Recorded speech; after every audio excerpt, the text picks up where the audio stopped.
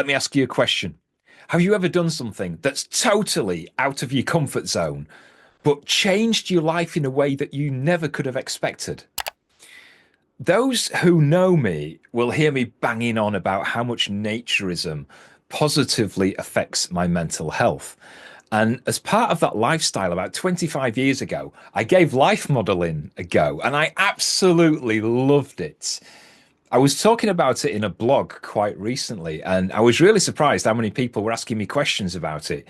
So today I'm going to answer some of those questions. I'm going to talk about how I got into life modeling, the good bits, the weird bits, and how it changed my confidence in my body and my anxiety and improved my mental health. Now, this is the censored version of the video. So there's going to be some very carefully placed blurred bits to avoid any embarrassment for those of you who are a little bit sensitive to nude artwork. If you want to see the uncensored version, then there is a link in the video description and you can see all the images on the video as natural as they were meant to be.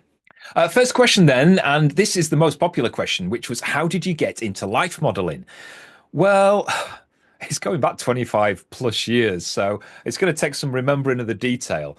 I do remember that I was looking for a way to be creative.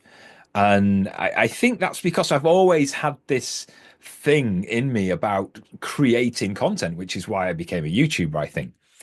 I do remember walking around the supermarket where I used to live, and there was a sign on the community notice board advertising life classes. So it was art classes, and there was a life model. And I thought, yes, I'll go and I'll try drawing. Now, I've never been very good at drawing, and so I didn't want to go on the first session and just get straight into it. And I went towards the end of a session and talked to the lady who was running the classes, and she explained how it all worked. And it all sounded very good, but then she kind of threw a curveball, which was, you'd actually be really good as a life model. Have you considered that? And I think in the back of my head, I was like, I don't know, actually. I think I'd gone into it maybe questioning myself, would I actually like to do the modeling rather than the drawing? And the more she talked about it, the more it did make sense because I'm not very good at drawing. I'm really not. I'm going to admit that. So she told me all about it and I asked her a load of questions and I said, yeah, okay. And so the week after, I went in and did my first life modeling, which was a bit weird and I was a bit nervous. But I went in, it was about half an hour before the class. She told me the pose that she wanted me to do. She gave me a gown because I hadn't taken a gown or a towel with me. And I remember it was this old scout hall and there was this old battered chaise longue. And then next to it, there was these like drinks crates with a plank of wood on top. And all she wanted me to do was come in, sit on the plank of wood between the crates.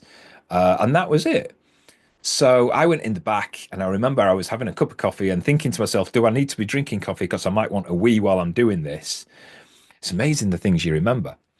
I remember the artist coming in, the easels were set up, and then I came out, took my robe off, put it on the chaise longue, and just sat on the plank of wood, really nervous, but it was actually really good. I'll tell you a bit more about it in a little while, but it was really good, and I really enjoyed it. And at the end of the class was about an hour and 10 minutes. And she asked me if I'd like to go back again. And that's how I got into it. It was as simple as that. Right, next question then. How can being naked in front of strangers be good for your confidence? I think this is a tough one to explain because I think the obvious question to someone who has body image issues is, why on earth would I want to be looked at by one person while I'm naked, never mind a group of strangers? And that's really, it is understandable when you put it like that. I mean, let me start by saying I don't know anybody, including me, that's ever done life modeling for the first time and not come out of that session saying, oh, I'm never doing it again. Everybody I've met has always wanted to do it again. I've never met one person who didn't enjoy it. I suppose there's like a therapy kind of scientific explanation to it too, which is about desensitization, which is facing your fears. So if you've got issues with your body and your biggest fear is being seen naked, then put yourself in that position and you will become desensitized to it. I think that's a bit too simplistic, to be honest, because if you have a bad experience, a negative experience, that's going to reinforce your fears and you're going to come out of it feeling worse. But that takes me back to the point I made, which I've never met anyone who's come out of a life modeling session feeling worse about themselves than they did when they went into it. In my experience, yes, everybody is looking at you, but it's in this kind of non-judgmental artistic setting. It's not like they're looking at you and judging parts of your body. And so it does desensitize you to that fear because you soon come to realize that there's nobody's laughing or judging you, and so there's no need to be scared. What you do notice is when you're in that position, so you kind of take your robe off or your towel, you get into your position, into your pose, and you see people looking at you, but they're kind of tilting their heads and squinting their eyes and working out how they're gonna paint or draw you rather than judging you, and that's a good moment because it's kind of a realization that people aren't staring at you and judging you for what you look like. People tend to focus more on light and shadows than the flaws that you see when you look in a mirror, if that makes sense. So it is a very positive experience. Once you see the results, that's another brilliant thing. I mean, they're not always really flattering, but you see they see what you don't see and vice versa.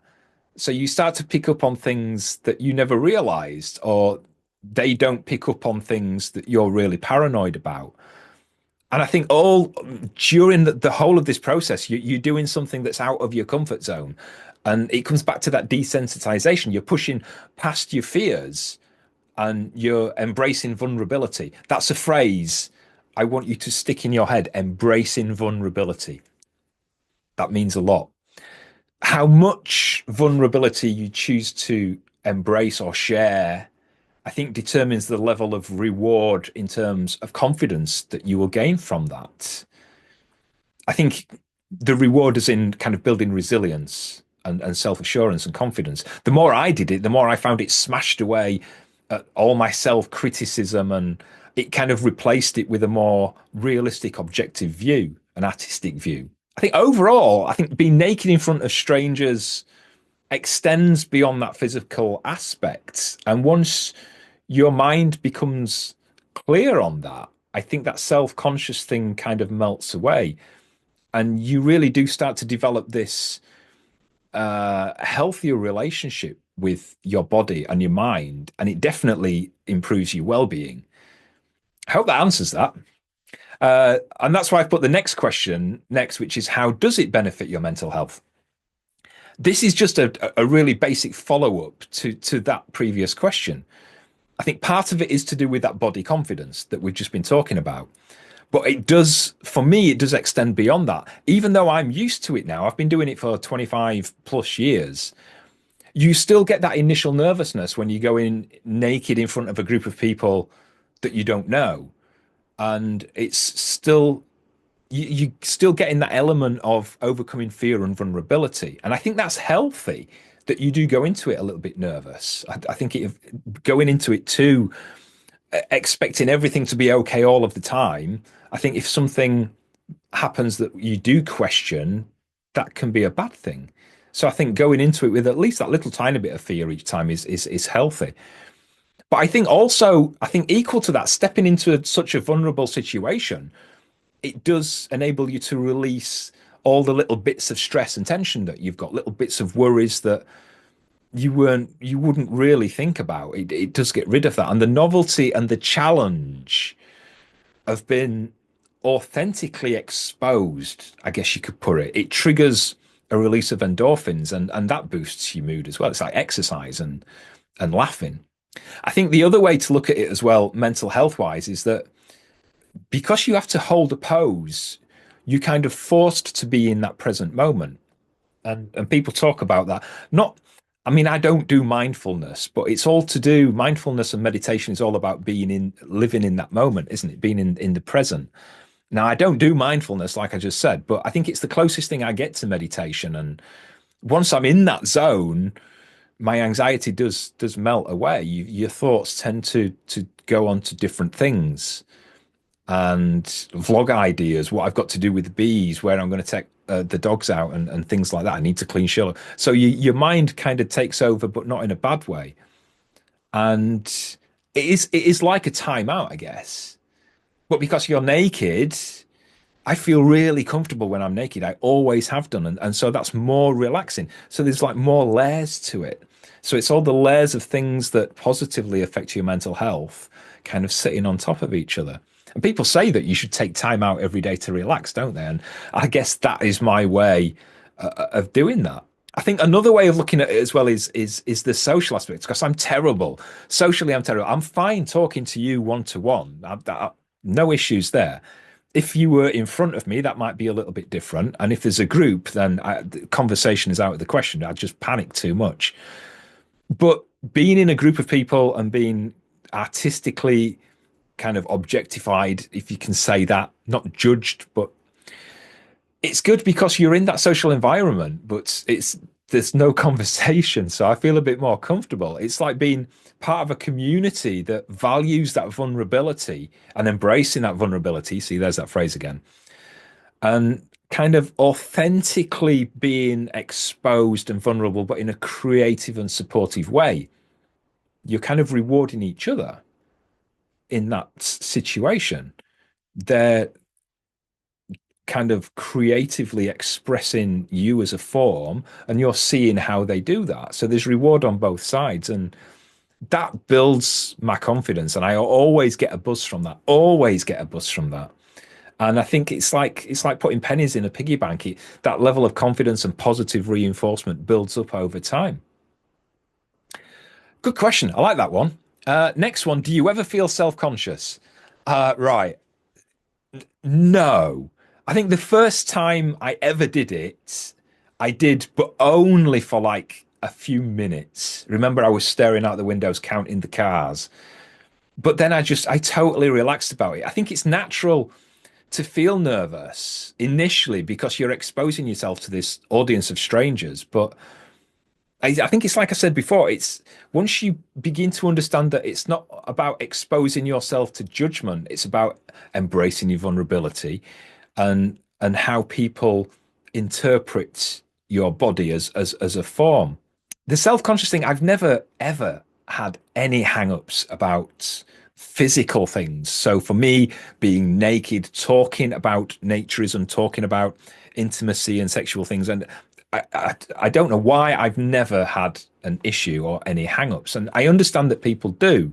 I understand, yeah, that people do. And so the self-conscious thing, especially if you've got issues about your body. I was ill for a couple of years and I used to be really fit. I used to be a personal trainer. I used to keep myself in shape. And then for 2 years I couldn't do anything, literally anything. And I don't like how I look. You're probably thinking, oh, you look fine compared to and all this lot. I look at other people that way. So I think I'm really out of shape because I've not been able to exercise for 2 years. But even then, I don't feel self-conscious going into a life modeling job now when I'm not the shape I was 20 years ago. And I look at stuff that I did 20 years ago and stuff that I've done more recently. And I actually like some of the more recent stuff better than the older stuff, which is something I'll come on to, a really interesting question with a piece of artwork that I'll come on to in a little while. We've all got the same bits at the end of the day, just different shapes and sizes. And I think that's why life modeling is great because it's for all body types. It's not about drawing the perfect body. It's about capturing the naturalness and uniqueness of every shape and size. And that's why I think self-consciousness shouldn't come into it. And you do learn not to be self-conscious about it. But good question. Thank you for that. Right. I have to include this one. I wasn't going to, but a lot of people mentioned it. And every time I post anything on our social media about wild swimming or being out in the cold, I always get this question. You know what's coming. Do you get cold and doesn't that cause shrinkage? Right. First of all, if you're thinking or considering getting into life modeling and your primary focus or worry is about what people think of you, Willie, then don't do it because it genuinely isn't about that and people really don't care. I'm sorry, I don't mean to sound rude or dismissive, but it's true. People don't Some spitting. People don't care about your willy. I promise you. I've never ever modeled for a group or an individual and thought, oh, it's cold in here. I hope my willy doesn't look too small. Honestly, I don't, because in when you're in that environment, it's not like that. People don't focus on that aspect of things. When you look at any artwork of me where I'm completely naked and my genitals are kind of being drawn, you will notice that the level of detail down there is really minimal or kind of stylized. There's never that much detail goes into that part of the body. It's about overall shape, it's about texture, it's about light, it's about muscle tone. And your body naturally fluctuates anyway.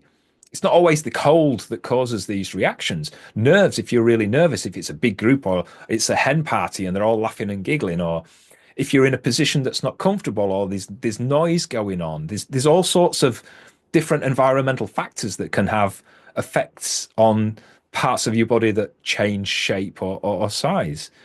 But yeah, I mean, to answer the question, does it get cold? Sometimes it gets cold. Doesn't that cause shrinkage? Yes, sometimes it causes shrinkage, but it's not the point of the session, and it never is.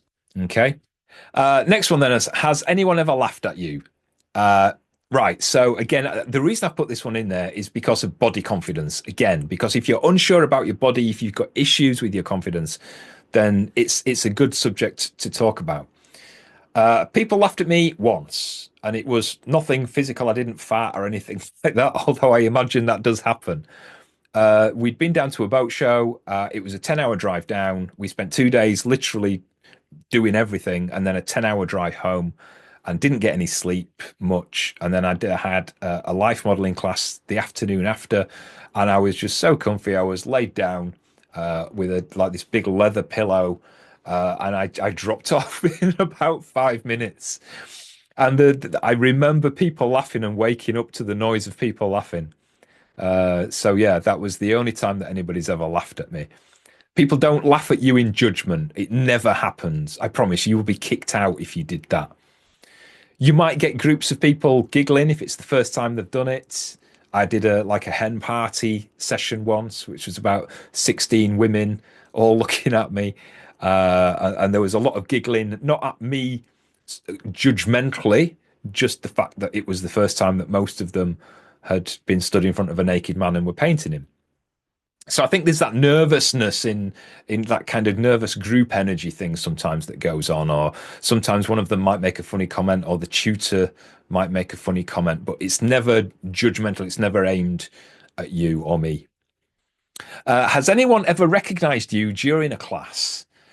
Yes, once, and it was my former art teacher of all people from high school. And he never liked me much when I was at school, to be honest, because if you remember back to the beginning, I said I wasn't very good at drawing. So I always felt a little bit intimidated by him because he was supposed to be this great artist. Hence, he was an art teacher. But we never really got on. And I remember he made a bit of a snippy comment about my tattoos, saying that there's something about ruining my natural canvas, and that I shouldn't be there. And it was okay, but a few of the other people in the class had a go at him for that, and he basically shut up. He didn't say a word. He didn't even say goodbye. I actually have a drawing from that class, not from him, but from that class. This is the drawing from the pose I was at, and you can see that I didn't have as many tattoos as I have now, but he still had a go at me for it. Right, next question. How long is a typical session? Good question. It can vary, to be honest. In my experience, and I'm only talking about stuff I've done, most of the group sessions usually be like an hour or two, sometimes 2.5, 3 hours at a push. I do private sessions like one to one or me with a couple. They're usually a bit longer, 2, 3 hours. I think the longest I've done was about 6. We had lots of breaks. And you can do private sessions over kind of many weeks. There's an example I'll show you in a little while where we did it over a few weeks. I mean, we do take breaks. So if it's quite a long session, even on an hour session, I might have a break half an hour into it. It depends on the pose as well, I think. If the artist needs a break, we'll take a break. But yeah, I would say between 1 and 3 hours as a general rule. Is it hard to stay still for so long? Not really, no. The trick is when you talk to the group leader or the tutor, they'll tell you the pose that they want you to do. And what I'll do is I'll normally stretch before I do that, and then I'll try the pose in a few different ways to see which is more comfortable. Because if you go into a pose really comfortable to start with, you're more able to stay in that pose for a bit longer. Plus, you've got things like cushions and a stool or something to lay on or something to lean on, and that can help as well. That can make it more comfortable. Sometimes I'll do like a mirrored position. So if you're leaning on something one way, you can kind of lean on it the opposite way. So you get in a very similar pose, but you're just not putting too much pressure on one side. There's other things as well. Don't lock my knees because that gives you pins and needles and it affects your circulation. Breaks, which we were talking about, and I'll always try and stretch in those breaks as well, so that I don't get too stiff or pins and needles. But yeah, it's not hard to stay still at all. I wouldn't say no. I don't find that a problem. And then that leads on to another question, very similar. Do you get bored? No, never. Actually, I would say it's a bit like a time machine. You kind of get into the pose, and this time machine activates, and time just seems to pass really quickly. You know, when they talk about when you lose one of your senses out, your other senses heighten. It's a little bit like that. And you start to notice things that you probably wouldn't notice. You hear little ambient noises. You feel like the air on your skin, and you're very aware of your muscle tension. And you can even like sometimes you listen to the pencil strokes or the brush strokes, and you try and imagine what they're working on. Sometimes there's some background music, but it's just I usually just daydream, to be honest, and time just flies by. I'm loving these questions. Next one, where do you find classes to model at? Okay, so as time goes on, you kind of get a bit of a reputation and you get known, so people just contact you. Recommendation is and word of mouth is usually the best way. That's how I get work now. I am registered with it's a website called the Register of Artist Models, or RAM for short. And I'm registered on there. There's lots of models on there, and lots of people go there to look for a certain type of model, either for photography or for drawing or painting. But more locally, I mean, like there's always local art schools and colleges that are looking for life models. Go on Facebook. There's lots of life drawing groups on there. There should be one near to you. Community centres. Remember how I first got into it? So there was a poster on the community notice board in the local supermarket. Online registers. I know there's a few in the UK. Not sure about outside the UK. The Register of Artist Models, which is what I'm on. There's the London Life Drawing Register, I think it's called. There's one in Bristol and Glasgow and Edinburgh. Or just Google life model wanted or life art classes. Just Google that, and there's bound to be something near. I mean, we live right up in the far far north of Scotland. I think I'm the only one. I think somebody might prove me wrong. I think I'm the only one on the Register of Artist Models that's this far north. Next question then. Does it pay well? I honestly wouldn't go into this expecting it to be like a full-time income. It's always been a hobby for me, a really enjoyable hobby. I did a bit of research just before I started recording. The average seems to be between kind of 12 and £25 an hour, depending whereabouts in the country you are and what type of session it is. The more experience you have and the better reputation you have. So look at things like reliability, how you behave and how you conduct yourself within classes, how adaptable you are to different poses and what the class is looking for. Then you can charge more. My average rates are between 30 and £50 an hour. Saying that, I do quite a bit for charity groups. I did one painting a few years ago, which you can see on the screen, and it was an artist in New York, and he had seen me online on social media, and I ended up posing for him, and he wanted to auction the piece off for a HIV charity in New York, and it ended up raising hundreds and hundreds of dollars, which totally amazed me. And all I had to do was stand in the corner of my room. It was done over a video call because he was in New York and I was in Yorkshire at the time. So we couldn't get together in person. So the picture is literally me standing in the corner of one of my bedrooms with one of my feet up on the wall. and he drew me, and it raised hundreds of dollars for a charity. So I'll do that for free. And like some small community groups where they're not paying anything, if it's just a hobby or something like that, I'll sometimes sit for those for free as well. But yeah, I wouldn't go into it thinking it's going to be like a full-time steady income. It probably won't be. Right. Do you see the drawings afterwards? Yes, that's actually, I think, my favorite part of the session because, well, not only you sometimes get to see as it's going, so you see the progress. So if you take a break, like every 20, 30 minutes, sometimes I'll put my gown on and go and have a look and see what people are doing. So I enjoy that. Or they might come over to me or ask me questions about various things, how I'm feeling. Is this muscle hurting? This seems just various questions. I do always like to get either a copy of one of the drawings or paintings if I can. Sometimes I'll pay for them as well. But at the very least, a photograph of a few of them because I love how it shows the beauty of the interpretation. Some people might not get that, but I love that. And the way that people see you in ways that you don't see yourself, it's enlightening in a way. You can see things the way that people see you in ways that you've never noticed before. Sometimes it can be quite flattering, sometimes it's not so flattering, but it's always rewarding. And I think there's a real joy in seeing all these different interpretations of your body.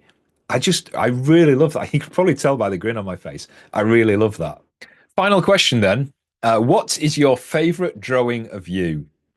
Now, I spent a good hour before I started recording this trying to choose one, and I genuinely can't. It's just too tough.